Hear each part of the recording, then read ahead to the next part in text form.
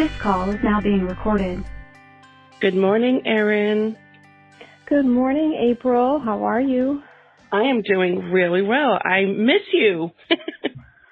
Oh, I miss you and like 1,000 other people. Right? It's crazy how life has changed for so many people. You know, I mean, I take a look around and I see some people thriving, and then, you know, on the other side of the coin, I see people struggling, and it's like, God, where can we find that happy medium where the thrivers and the strugglers just, you know, kind of become one entity? Right. You know what I mean? Like it's really, it's both. It's both like uplifting in that Mother Nature is healing herself. Oh, absolutely. It's also so depressing because we can't go out and, you know, be with our loved ones, our friends. We can't go to work. We can't do a lot of the same things that, you know, we're used to doing. Oh, I know. Now obviously I'm recently unemployed, but even just not having a job, like forget about, everything else. It's just crazy. And then adding the social distancing and everything that the world is going through, it's just crazy. But, you know, when you mentioned the world healing itself and Mother Nature, I am so in agreement with that because, even my mom's been reading things online about how, you know, the Earth's vibration and pollution and a lot of things have been, like you said, healing itself because there's a lot less activity from humans right now. Mm-hmm. And I do think it's a beautiful thing. Mother Nature is nobody to mess with. No. And a lot of people don't realize that she's bigger and stronger than all of us. Well put. I like that. She is. Yeah, no, yep. She doesn't mess around, and I think she's taking this opportunity to, you know, heal all of our furry little creatures, the trees, the plants, the oceans, the forests. It's definitely needed, but at the same time, the human race is suffering, and it's sad. It is very sad because there's a lot of people out there that have fallen to this, and even before everything surfaced and when we really knew what was going on. I recently lost an uncle in very early February where, and I won't get into a lot of details, but there was an underlying issue with him that they couldn't quite pinpoint. Now, he is a snowbird, so he goes to Florida in the winter. So he had recently gone down to Florida, so he had recently traveled and got sick. And it basically knocked him on his ass. I hate to put it like that. He was in a medically induced coma, and it was respiratory. It was a lot of the symptoms that we were finding out after the fact. So some of us feel that maybe, who knows, that could have been what happened. You know, because at the time we didn't really know yet. So it's a scary thing how many people passed away even before we knew what was going on. So these are numbers that aren't even put into, you know, the numbers that are going on, you know, that you see every day on the TV now. There's probably so many more people that we're not even sure about, that we have no idea. It's just, it's so scary. It's so scary. It is. I'm sorry to hear that about your uncle. That's too bad. Oh, thank you. Yeah, he was a very big voice in the family, a very loving man. You just knew, you know, like some people, you don't even have to hear it. You just know that they love you. That's how he was. And, that's how we always remember him. Jolly, very jolly, big heart, you know. So, you know, that's, like I said, you know, it's kind of in the back of our minds, but, you know, we'll never 100% know. But, so we'll lighten it up a little bit. We won't get into any more of, well, we might, but when you said furry little creatures are healing, how is your puppy? I love your dog, and I love the pictures you post on Facebook. Logan is a doll, and he's such a good boy. He's loving the pandemic only because that means both of his mommies are home a lot more than they used to be. Yeah. He's a spoiled brat right now. I mean, he goes for at least 3 walks a day. Sometimes he'll go on a hour to 2 hour long hike. Oh, nice. He's living his best life right now. And I said to Nicole, I said, what's going to end up happening when this is all over? Because eventually it will be gone. It will be depressed. And I'm like, oh my God, is he going to think that something's up? But he loves going to daycare. He had been going to daycare, not too long after we had adopted him. Did we start sending him off to daycare? Just, the earlier the better for him to get used to. And, he really didn't really have much of a choice because we both had to go to work. So, when this is all over and done with, he'll go back to his regularly scheduled programming. He'll go back to daycare, and my father-in-law is really good about coming a couple times a week to hang out with him. So, that's but nice. I mean, right now he's living his best life. He loves the fact that we're home. Oh, I know. And we have a cat. We have our little kitty Phoebe. So I had posted a meme recently on Facebook or shared it or whatnot. And it was talking about how dogs are sitting there thinking, oh, did you quit your job to spend more time with me? And the cats are sitting there like, they said, did you lose your job because you're the loser we've always known you were? Because, dog, but I mean, our cat loves people, but it's funny because it's kind of, I think that's how, the animals might think, because cats are very independent. Dogs love their persons. And, but I do feel that, like you said, the animals are in heaven right now, but then once everything goes back to even partially normal, they're going to be like, where are they? What happened? Did I do something wrong? I'm afraid they're going to get all depressed. They're going to need puppy therapy and stuff like that. Well, like you said, cats are independent. They're probably not going to give 2 hoots whether you and I are here or away. We have a cat as well. But okay. Yep. I mean, he's a cuddle bug. He loves the fact that we're home. Both animals are definitely in 7th heaven at the moment. So here's my thing. I know a lot of people who have adopted animals over the past few weeks. And my biggest piece of advice to the people who adopted puppies is get them used to being on their own for an hour or 2 during the day now before it's too late, because God only knows when this is going to wrap up. You don't want to get stuck in that mess of, well, my dog has never known what it means to be alone. So Correct. What is going to end up happening? They're just going to absolutely lose their minds when all of a sudden one day, it's back to work for the family, back to school. Yep. Oh my God. So my biggest piece of advice would be, get them used to being home alone now, little by little, bit by bit, so they're used to it down the road. Right. And go outside once it gets nice out, go outside for an hour or so, sit outside and, distance yourself from the animal. Hopefully the nice weather will come back. So, so the parts of the reasons why we're having this call is, one, because I haven't talked to you in forever. And I met you through Jeff, and you are a fitness guru. We met, you were my trainer actually a couple times, one time, and then we did the boot camp last summer.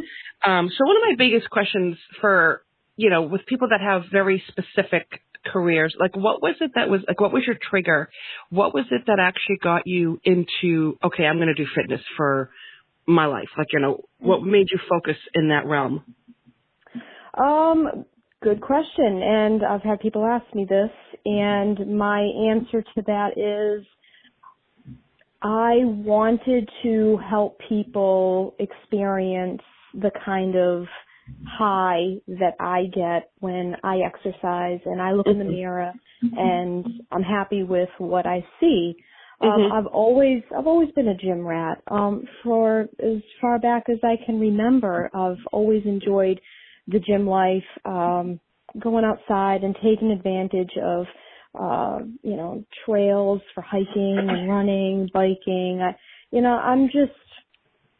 I'm a go type of person. I don't do well sitting down for too long, and I made the mistake of going into sales right out of College, it was a fine experience, don't get me wrong, but it wasn't who I really am. And, Right. I came to find that out, and I said, you know what, I am either stuck behind a desk or stuck behind the wheel of my car for way too long throughout the course of any given day. I need to go out there and I first of all, I need to be authentic to myself, and second of all, I almost felt like I had to pay it forward in a way, like it was a calling, like that's a good point. To pay it forward. Yeah. Yeah, I kind of felt like, and not that it was like a daunting task, don't get me wrong, but yeah, I said, you know what, like after a hard day's work, I know what it feels like to be able to go to the gym and unwind and be in my own head. And at the end of every workout, I always felt 100% better, even if I had a fine day at work. And I said, I think I want to show other people what it's like to love themselves, love the way they look, love the way they feel, have self-confidence. And I knew I had the brain power to back all of that up. You definitely do. I'd been studying this stuff for years, and I said, I think I'm going to change careers. I think I'm going to ditch sales, and I'm going to go into personal training. But it's so funny because sales and personal training, they kind of go hand in hand, and a lot of people don't really think of it that way. And I had people say to me, well, you know what, your figure, your body, that's your business card. So whatever you do, you want to make sure that you're promoting yourself in the best light possible. And I said, don't you worry about me. I got this. Well, you are, you're the sales part of it.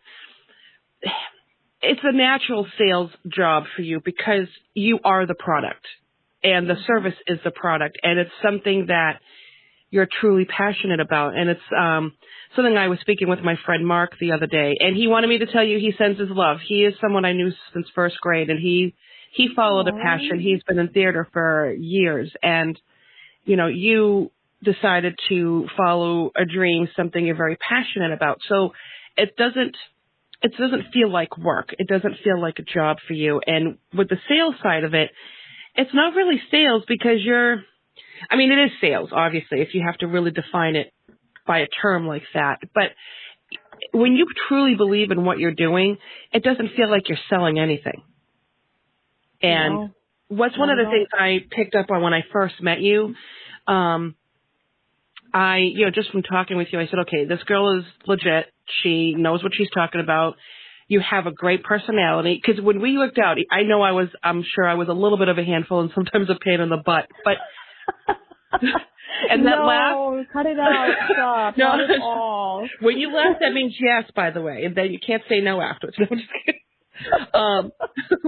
But you and I had fun. I always have to say that because when I've worked with a few trainers over the years, and you guys also have to have a certain persona because if you don't have kind of like the bedside manner, no one's going to want to work out with you. So you're also fun to be around. You and I tease each other, and we would make fun of each other and joke around. And then you'd be like, okay, let's focus. And you would reel me back in because I have a tendency to deviate, as you know. Yes. Not that that's a bad thing, April. Not at all. It's what makes you, and I love you. And I love you too. Yes. But I need to be reeled back in. And you don't always, and like you said, I always felt good afterwards. And I'm the worst. I'm so not faithful. And now that I can't go to the gym, I miss it because, one of the things that I always felt working out, it's getting me to the gym is the hardest part. Once I'm there, I'm fine. But what I really like about working out is, like you said, you get into your own mind. Sometimes you can come up with the best ideas when you're working out, but sometimes, all the time, I should say, when you're working out, this is strictly for you. It's not even in a selfish way. It's not like you're doing this to, look good for other people or whatnot. You're doing this because you're helping yourself in a very healthy way. And yeah, it's also a huge self-esteem builder because like you said, you look in the mirror and you like what you see. Now I'm going to speak freely because you've known me for, actually, how many years have we known each other now? Ooh, it's going to be over It's got to be I'm gonna ballpark it and say 4 to 5. Mm-hmm. I think you're right because I knew you a few jobs ago, so I'm trying to calculate that.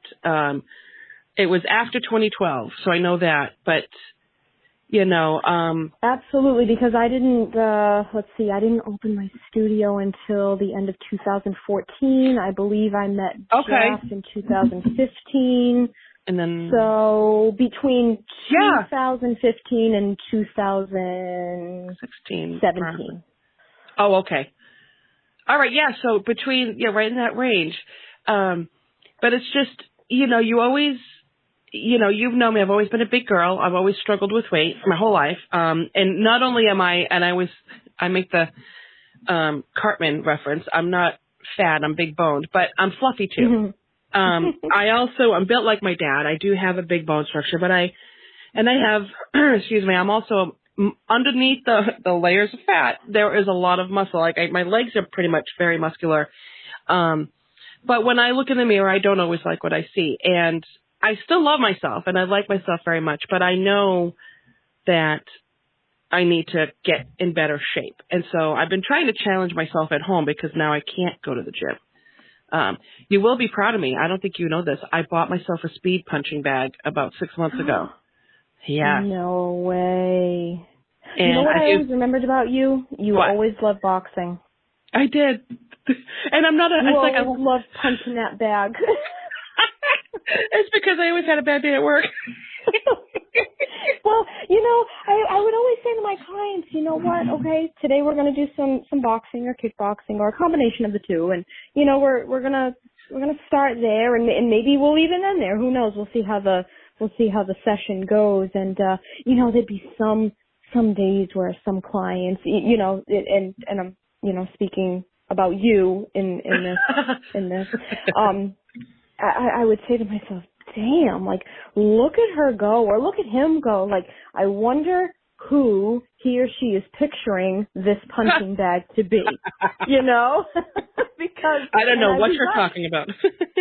You complete the fifth. That's okay. I don't mind. But it would just be so, it would be funny to me, but it would also be so satisfying to see my clients get all of their aggression out in a healthy and safe way. I'm not one to promote violence in any way, shape, or form. No. But if you want to take it out on the equipment, by all means, go ahead, and I'll be cheering you along the way. So you want to know what's really funny? I actually never ever pictured a face when I punched the bag. It's kind of funny.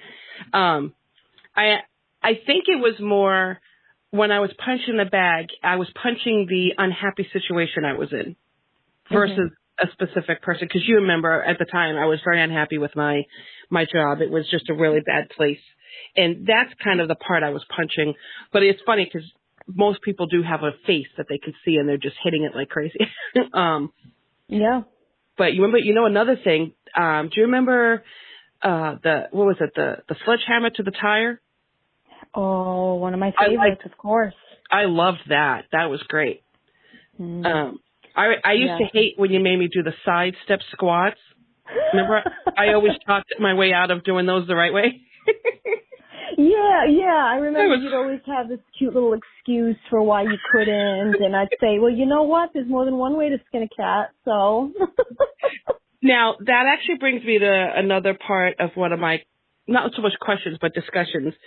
As with most trainers, this is what you are, trained to do or learn is when you work with people that have maybe limitations. So when we did your boot camp last summer, you were really great with me because there were a lot of the exercises where I couldn't do them the way the other people were. So we modified the exercise. Mm-hmm. So like for the push-ups, I didn't do the ground push-ups because I wouldn't have gone off the ground. So I leaned against my car and did kind of like a leaning push-up, I guess if that's what it's called. I'm not sure. But you were always really inclined. So you're always really good at modifying an exercise for somebody with limitations. Is that something that they teach you, or is that something that's just kind of like a natural thing that you kind of figure out, kind of like a trial and error? So exercise modifications are variations of exercise that you can do to basically avoid any obstacles.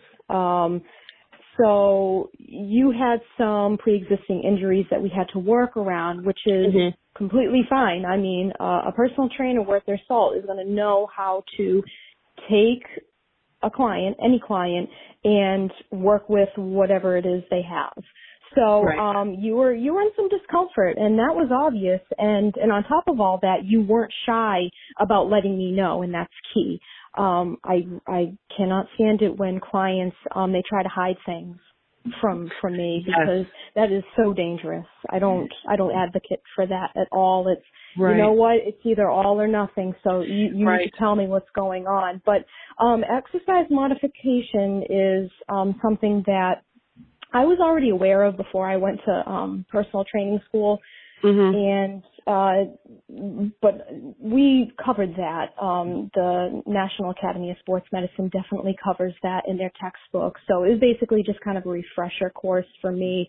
But if somebody has a limited range of motion in their shoulder or in their hip, I want to be able to tailor their workout. That way, whatever it is that we're doing is fitting their personal needs. Because if you're completely broken to me, then what we're doing is completely useless to you. Right. Because it could only make room for more injury if they're not careful. It'll either create new injuries, or it will exacerbate the existing injuries that you have. And then your timetable for recovery has just been pushed back days, weeks, months, at the worst, even years. Oh gosh. And I can't even imagine, since I have seen you since last summer, so you already know about the knee, and I did have a couple of cortisone shots. The first one helped out quite a bit, and lasted a good 3 months. The second one didn't last as long. And unfortunately, I didn't get another one after that, because I was also trying to be careful of how many injections that I did get in the knee. But I also have arthritis in my right hand at the thumb, at the base of the thumb, right where it kind of attaches to the wrist there. So that's been a good time, because that's been always getting worse. But now, not having a job, I can't really do anything about that other than just be mindful of, what I do.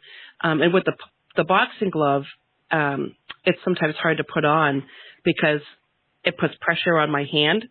But I find that with the speed punching bag that I got, I don't always need to have the gloves on.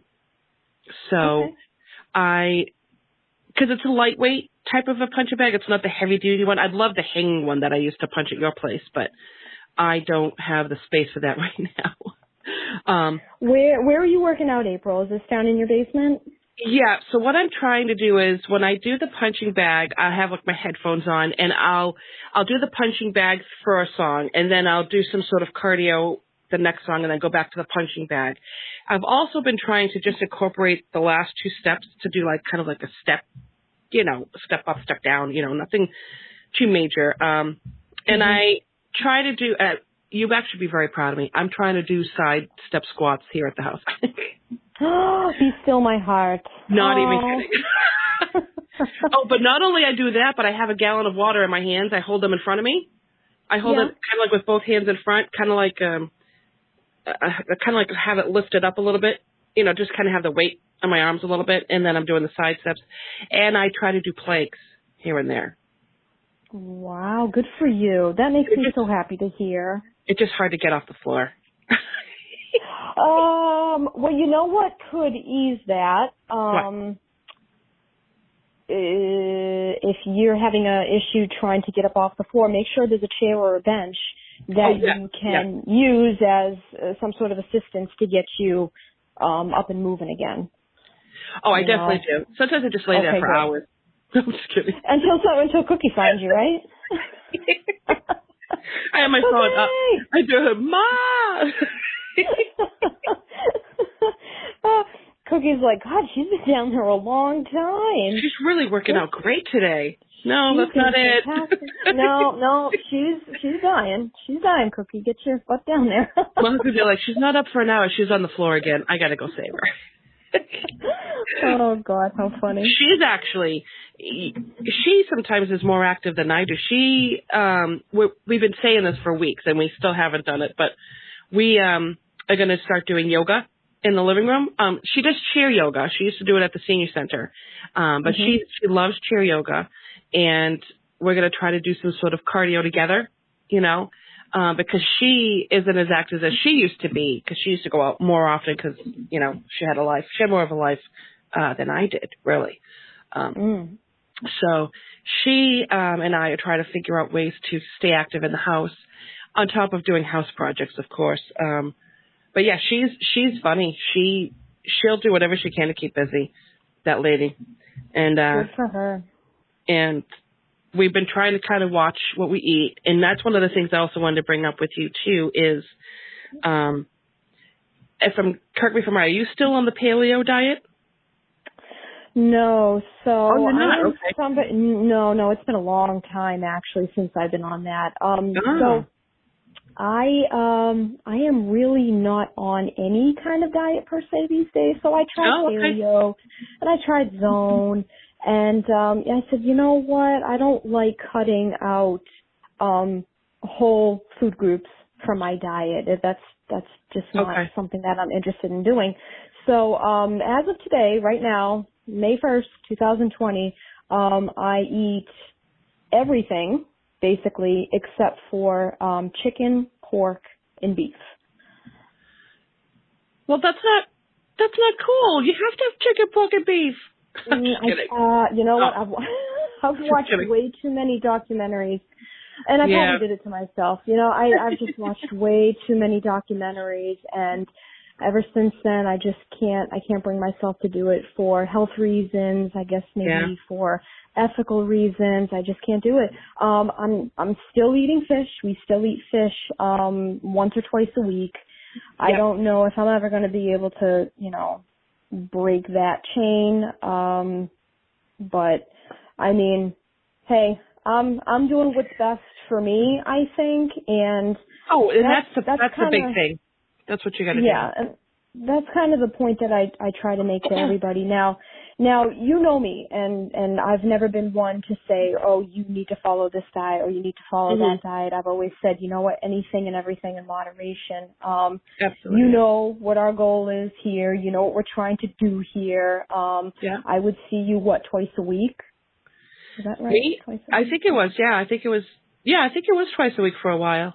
It was twice a week for a while. So, I mean, we both knew the job that we had to do and the days that we had to do it. And but I never said to you, I don't want you eating out of this food group or eating out of that food group. No, you never did that. Yeah. No, and I never did that to anybody because I don't feel like that is, number one, I don't feel it's not really my place. I'm not a registered dietitian, you know what I mean? And second of all, I didn't think that was something that was going to necessarily help you in your fitness journey.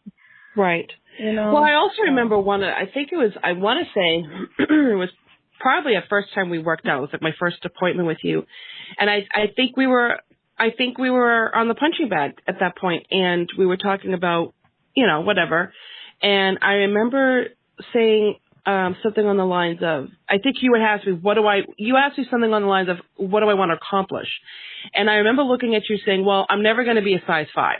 So I'm not looking to be a size 5. I'm looking to be the healthiest version for me because my bone structure would not allow me to be a size 5 because I'm just, take the fat away or, go down to my goal weight. I'm still going to be a big girl. I'm 5'6". I have 2x4s for wrists. So I have a big bone, so I'm built like my dad.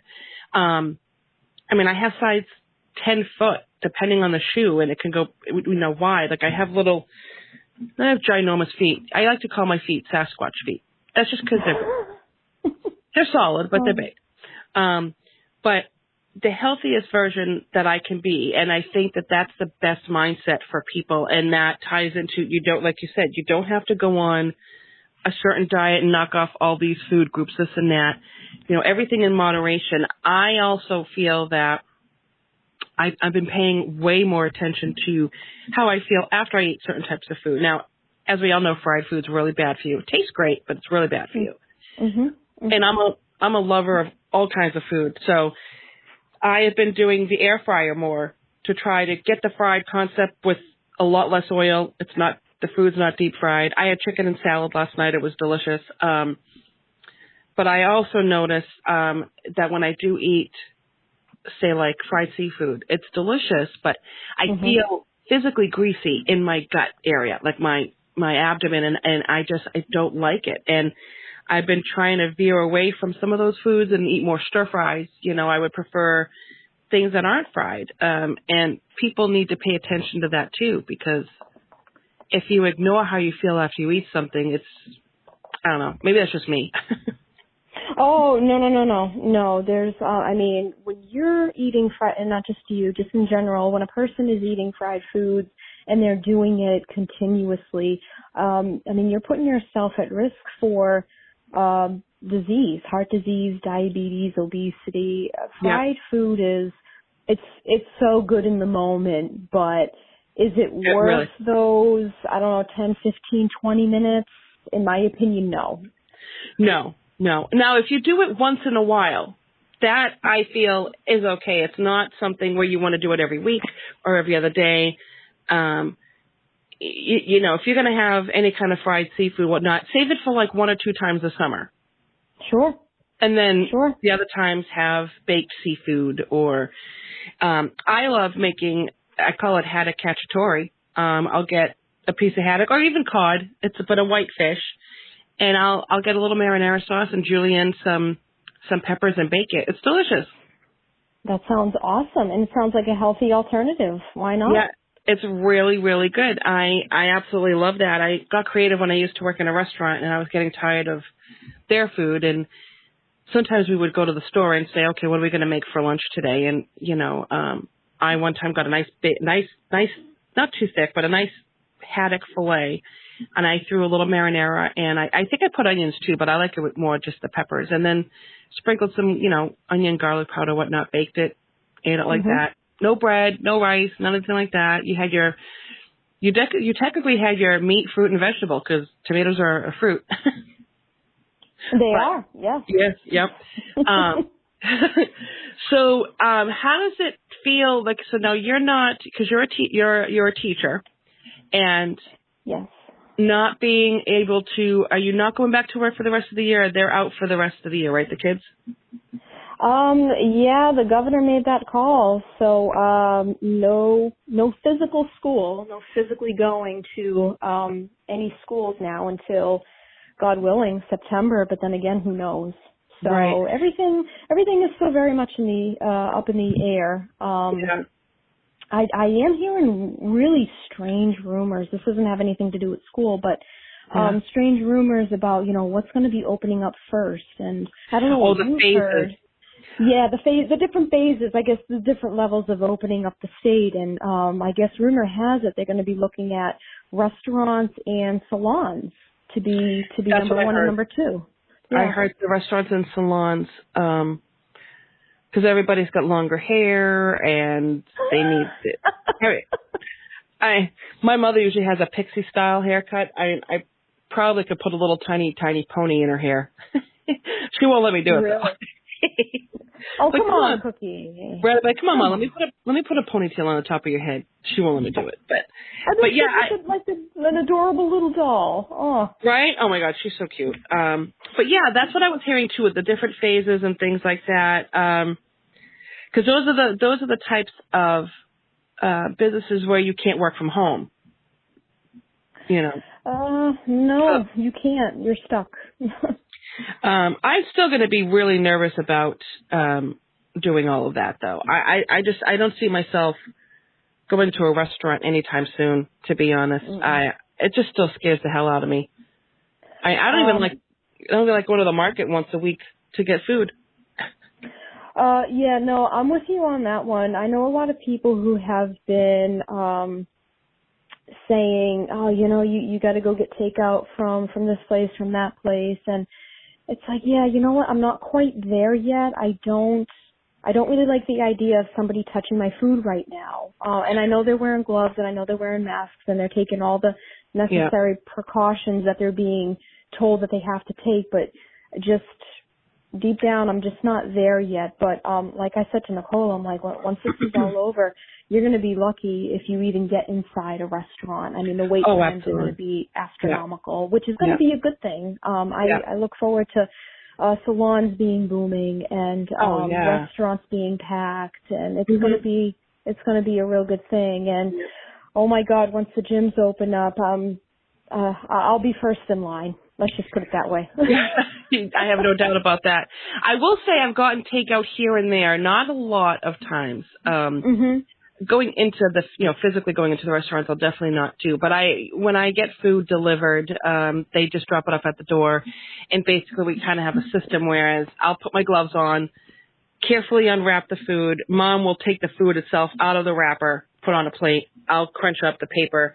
So I'm not touching the food. I'm opening it up. She'll take it out of the, she won't touch the wrappers, if that makes any sense. And then, because we've done that a couple of times. We don't make a habit of it because we just prefer cooking at home. I will say this though, we've used Instacart a few times. I don't know if you've tried that at all. I haven't. I've heard of it, and I know a lot of people do use it. So, what was your experience? Did you like it? I love it. The thing is, it is a little more pricier because you're also paying for a service. But if you don't want to go anywhere, you can go on to, like I said, Instacart. They have Stop and Shop, Shaw's, I think Aldi's on it. They have CVS, other stores, things like that. And you go on and you put a grocery list together, and you'll say, okay, I'm gonna get mozzarella cheese. And you pick one, and it says, okay, it'll either go right into your cart, or they'll give you an option saying, this is running low. Can you approve this as a possible replacement? You say yes or no. And what happens is you pick a delivery date. Usually I just say whenever quickest and fastest or whatever available. I don't pick a specific day. Whenever they can do it, they bring it. And you put your cart together. You put your cart information, kind of like an Uber Eats or a DoorDash, or when and then you put in the tip.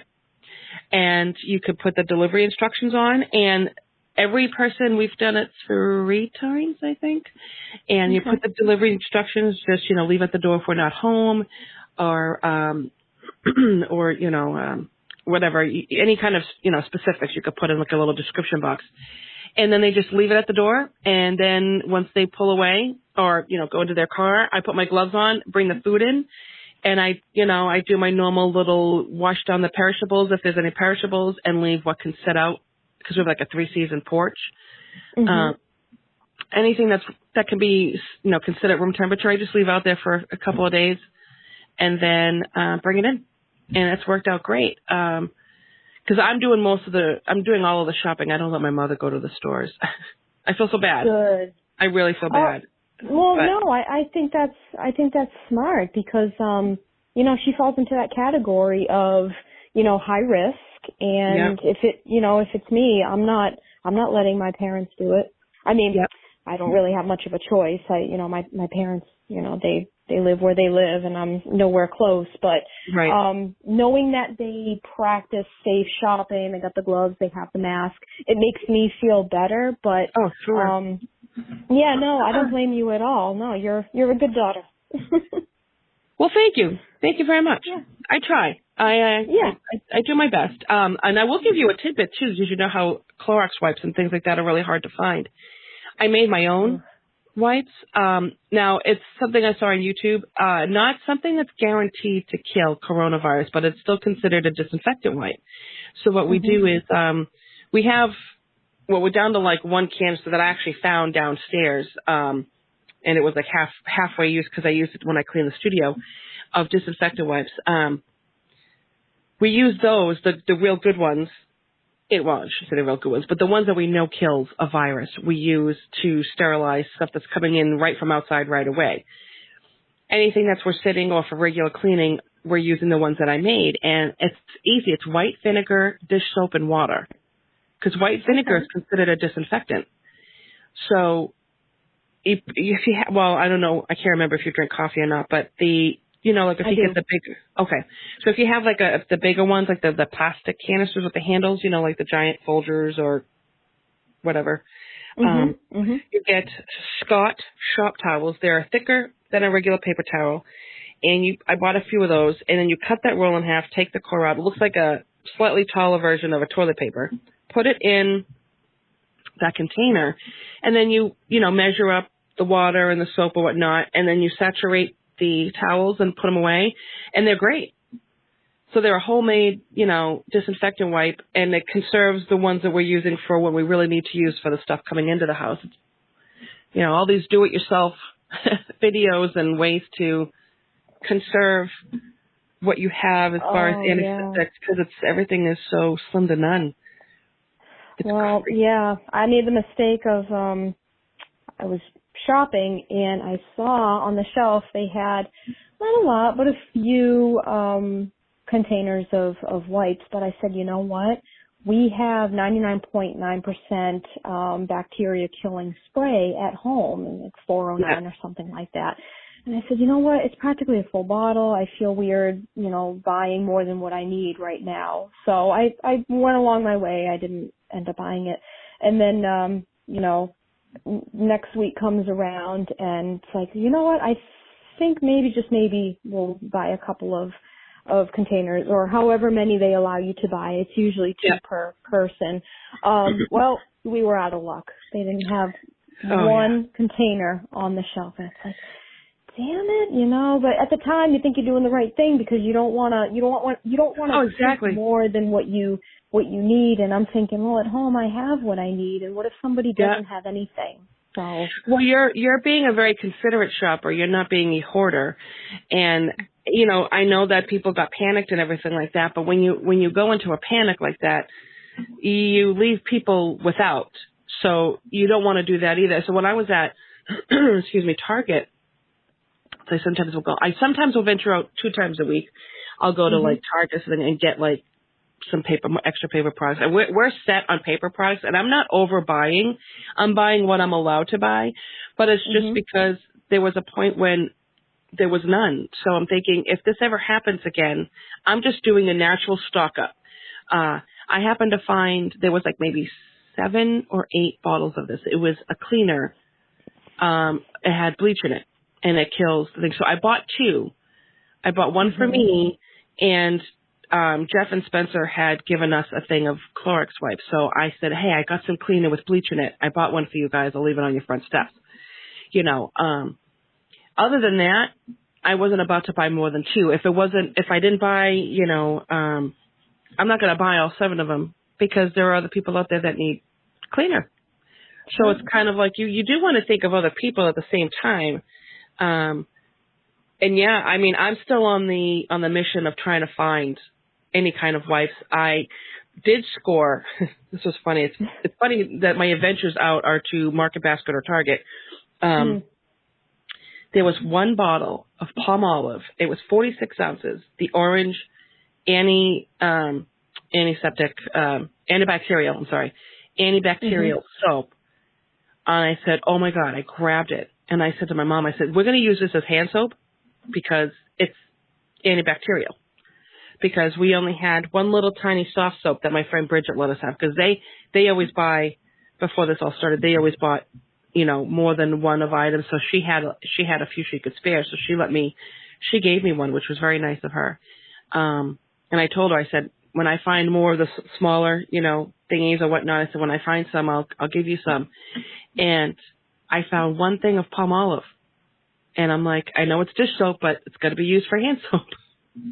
Sure. Well, desperate times call for desperate measures. They really, really do. So what else are you doing at home, like other than, because you mentioned you were doing some hiking. Do you have any kind of exercise regime that you guys are doing within your house that maybe would be helpful to, say, me? Because I might try to challenge myself a little differently moving forward to just kind of, spice it up, I guess. Is there anything that you would suggest or? So we have a mini gym upstairs. We have a 3rd floor in our house. Oh, nice. Yeah, and it's a cute little setup. It's just enough, you know. It's a combination of a squat rack, dumbbells. We have a couple of yoga mats up there. We have a step up. Let's see, what else do we have? Oh, downstairs I have a pull-up bar. So it's nothing spectacular, but it gets the job done. But to be honest with you, right now we're kind of relying on the great outdoors for our exercise. Okay. And a good part of that happens to be because we do have a dog that requires a good amount of exercise. So we combine the two. We exercise him, we exercise ourselves. Oh, sure. And then in between we'll, you know, break out the equipment and we'll get in a traditional workout. We'll do legs, shoulders, chest, whatever the case may be. So for you, I guess I would have to know, what kind of equipment do you have at your disposal? None. Oh, perfect. Let's start there. I have started at the lowest level. I only have the punching bag, and like I said, I use the steps. But I do try to incorporate a gallon of water as far as weight, because I only have those little 3-pound, 5-pound weights, which are great, but they don't do any real toning. So. No, they just fatigue you, right? Pretty much, yeah. I mean, yeah. They're not gonna. You're not gonna walk out of there and look like you just stepped out of a WWE wrestling match or anything like that. But I hope I never look like that, actually. I hope you never do either, April, to be honest with you. Too much muscle. Nothing against those women, but please don't. Oh, don't. no. Yeah, too much muscle. I like muscle, but not overwhelming amount of it. Too much. Right, yeah. Let's keep that feminine look going, right? Let's keep that feminine look going. Yeah, I wouldn't mind finding that look for me. Yeah, no, not at all. Not at all. I think a lot of people, they underestimate the power of body weight. You know what I mean? There are so many body weight exercises out there that you can turn to. It's so true, though. It really is. I mean, the best weight you can use is your own body. Mhm. Especially, I have a lot of that, so I'd be great with the weightlifting because I have a lot of weight to lift. There's so far beyond air squats. I mean, we're talking, you can lunge, you can do glute bridges, and of course, what's a glute bridge? Traditional. So a glute bridge is something. It's an exercise where you're targeting your glutes, obviously. Right. Yep. But you're also targeting your leg muscles as well. So it's kind of hard to explain. The best thing that I can say to you is if you Google glute bridge, you're just going to do that. Oh, okay. So glute bridge. Because my glutes need a bridge. Oh, yeah. I love those. Oh, yeah, look at that. So it has all these little pictures. Oh, it's got like one of those. Oh, yeah, all right. I could try that. Yeah, glute bridges are, that's something Nicole does a lot of. I'm not too big a fan of those. I mean, like I said, more than one way to skin a cat. If you want to work on your glutes or your hamstrings, there are so many different ways you can do this. I am trying to work my way down to one ass, so the glute bridge might help. You're killing me. And one chin. Okay, well, so beyond just working your way down to, as you say, one ass, it'll also strengthen your core. And who doesn't want a stronger core, right? You know, and it'll give you a stronger back, and you'll be able to jump higher and run faster, and oh my goodness, you'll just be a force to be reckoned with. That'll be, I don't know about that. I mean, I'd like to find my core, but I know it's in there somewhere. Of course. I will say, and then this is actually it's actually not funny, but I tried doing jumping jacks, and not a fan. My knee almost gave out after the fourth one. I'm like, okay, let's not do these anymore. We'll just do regular leg lifts, knee lifts. Oh, your knee probably gave you the finger. If it had a finger, it would give you the finger. Sure. Oh, it gave me all the fingers, and it swore right behind the fingers. I'll tell you right now, it was hurting. Yeah. I was like, what was I? And I said to myself, like, what are you thinking, stupid? Certain types of jumping aren't good for you right now. Yeah, no, plyometrics, which is jump training, like you just mentioned. Jumping is not your friend because of your knee. your limited mobility in your knee. So I would steer clear of anything like that because you're gonna hamper your progress overall if you keep going back to those kinds of exercises. And I will say, this has nothing to do with jumping, but you had mentioned lunges. Mm-hmm. I will say one of the things that I miss about the gym is because I joined, I won't say the gym, just for privacy reasons, but it has a pool. So you would actually be very proud of me because I don't remember if I told you what I did when I was in the pool. So obviously I'd swim. And then I would have those little, I got a thingy, Facebook Messenger. I've been really trying to, doing a lot of phone calls for the podcast. I've been reaching out to a boatload of people. Good. So what I do in the pool, you can actually let me know if this is good or not. So when you go into the pool area at the gym, because we actually belong to the same gym, they have those big, the foam weights, like they look like hand dumbbells. Oh, yeah. So I put those at the end of one of the aisles. And what I do is I get in the pool and I'll do a couple of, I just swim a couple of laps. And then I get to the side with the dumbbells and I put them in the water. And it's hard for me I'll try to, I don't know if you can visualize or not, but what I do is I bend my legs so I'm kind of floating because those things also help keep you afloat. And so I have them to my side and I lift my arms up and my arms down. So it's kind of like I'm lifting myself up and down. Okay. And I do that, say 10 times, and then I'll put my feet down on the floor or the ground, and I squat a little bit so that I make sure my arms are kind of submerged. And I don't know the terms, but when you're working your, is it triceps on the upper arm behind? Is that the tricep area? And so I'm taking my elbow close in, and my arm is bent, and then I'm extending my arm towards the back of me kind of thing. Is that making, I don't know if you can visualize. Absolutely. Oh my God, I'm way ahead of you. Yep, I can totally. So those are tricep kickbacks. Yes, I do those and I make sure it's under the water so that there's a resistance. And I'll squat down a little bit. I still have my feet on the ground, and then I do the bicep lifts. Okay. Like I said, I know I'm not doing the right terms, but so I have my arms, elbows close in a little bit, my arms facing up, and the weights, and then I'm lifting up towards my shoulders, I guess. So, are you working your shoulders, or I'm trying to picture this? Are you doing a bicep curl, or are you doing a shoulder curl? Bicep curl. That's exactly what it's bicep curl. Okay. Bicep curl. So I do those. What else did I do with those? I actually tried to do floating planks. I would hold those under the water, my arms straight. So I would be like as if I was floating on my stomach.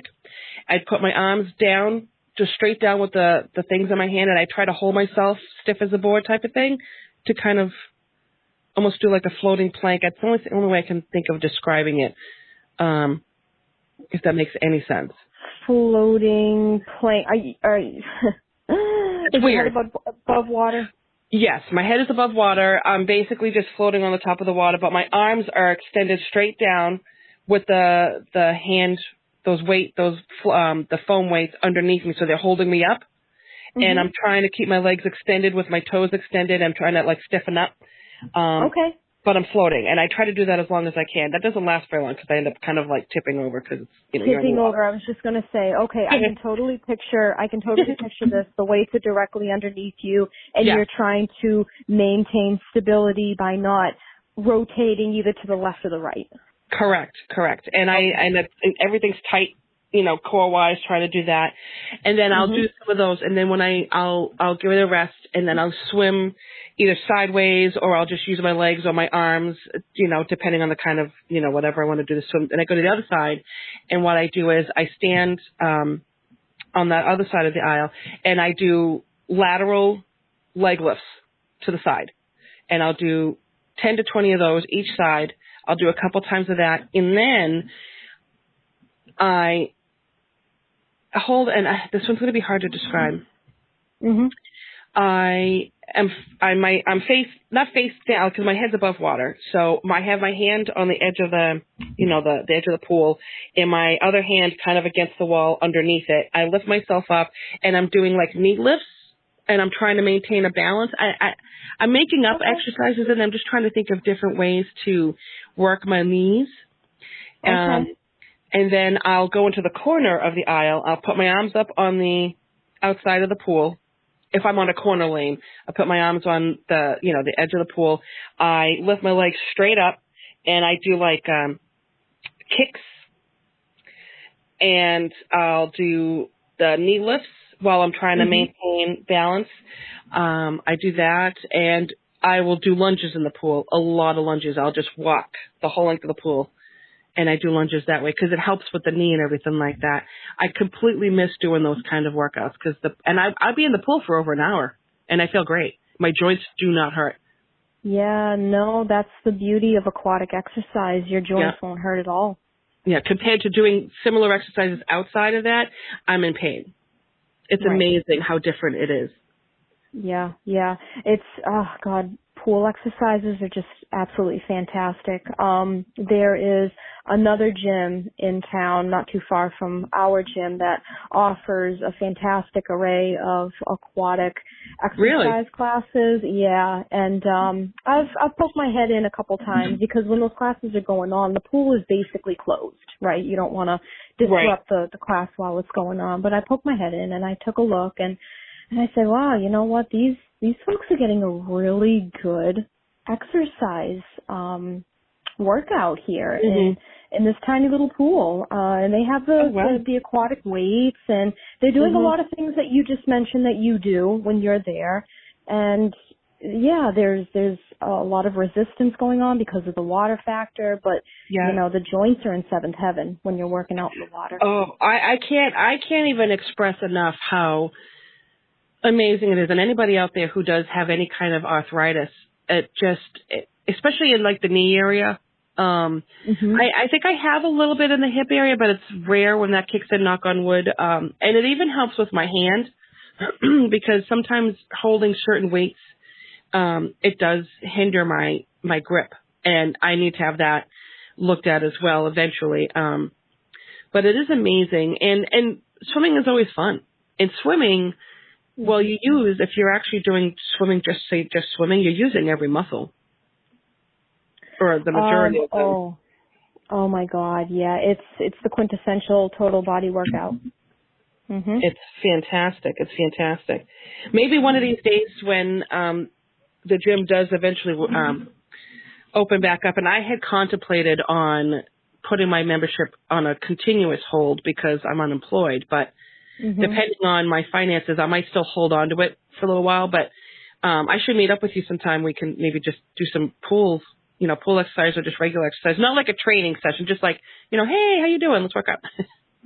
Oh, yeah, definitely. Oh, I'd be all about that. For sure. Like you said, we belong to the same fitness center, so why not? Yep. Why not? Absolutely. But, I really, I look at it, looks like we're getting right close to lunchtime, so I'm not going to keep you too long. But I really thank you so much for partaking in this. It meant a lot that you wanted to do a call, and I don't usually advertise email addresses or things like that, but anybody out there who might want to reach out to Erin, shoot me an email, april@thelilypadpodcast.com or thelilypadpodcast@gmail.com, and I'll get you in touch with Erin if you have any questions, because honestly, Erin, if you can help anybody else out there or anybody has any fitness questions or things like that, because it's all about networking, and I firmly believe in what you do, even though I'm horrible at staying faithful to it. Oh, no, my dear. Hey, let me tell you, because of, the fact that you just showed up meant a lot, okay? But you put in 100% effort. You gave me everything you got, whether you were in pain or not. And you were someone who I enjoyed seeing on a regular basis. Not that I can think of off the top of my head any client that I was like, oh God, no, I have to deal with him or her. It's more like, you know what, I get to work out with a friend. And I didn't have that kind of relationship with all of my clients because it's, I'm the trainer and he or she is my client, and, I'm being paid for services rendered, right? Just like, a lot of other people out there. But when you can work with a friend, that makes a big difference. you know. Well, that's huge, and I think that's one of the things that I really liked as well with you is I didn't feel like, I mean, like you said, I was working with my trainer, but I was working out with a friend, and I knew that, you know, and you're a huge support system for your clients too, because I remember when I first met you and we were just really getting to know each other, you were always like, if you need anything, you have any questions, you always said to me, feel free to reach out to you, and that's huge because anybody out there like myself who are struggling with fitness or physical health issues, anything like that, sometimes it's hard to open up to, say, even family members or friends because, well, certain friends, sometimes because, you know, you don't want to talk all of that with everybody. And it's nice to have a friend who is in the industry who is both a support system friend and somebody who can help you on a professional level. It's just nice because it's all well-rounded. And I always felt very comfortable as well. I never felt uncomfortable with you. And that's another huge, huge thing. So I hope, you know, maybe someday I should just, you know, get back with you, and because I feel like I broke up with you and No, not at all. We're on a break. We're on a break. But you know what, to be honest, I'm not training full time anymore. Like you mentioned earlier, you know, I'm a health teacher now. So what I do, you know, first and foremost is I teach health and wellness. But anytime anybody has any questions that pertain to their own health and wellness, you know, you or you know, anybody, they can reach out to me, and I would be more than happy to point them in the right direction, of course. Absolutely. So if I hear from anybody or if anybody reaches out, I will give them your email. I don't give phone numbers out. I let you guys do that yourself. But yeah, like I said, anybody out there, reach out to me if you have any questions for Erin. And Erin, my dear, this was awesome. Thank you so much for calling me today. Welcome. And you're very welcome. I'm gonna continue trying to spice it up here with exercises and things like that, and we'll see what happens. Okay, just remember, Google's your friend. So if you're ever looking for anything new and exciting, hit up Google. That could be taken in more than one way, Erin. Just saying. It could be. It could be. In terms of exercises, you know what? Maybe you should just talk to me. Forget about Google. Sounds like a plan. Well, Erin, you stay healthy. You and Nicole stay healthy. Give puppy kisses for me. I will. And keep posting those cute pictures of all the three of you. I love seeing those photos. Will do, April. You take care. Thank you so much for this opportunity. I appreciate it. Absolutely. Anytime. Stay safe. Love you. You too. Love you too. Bye. Bye. Bye.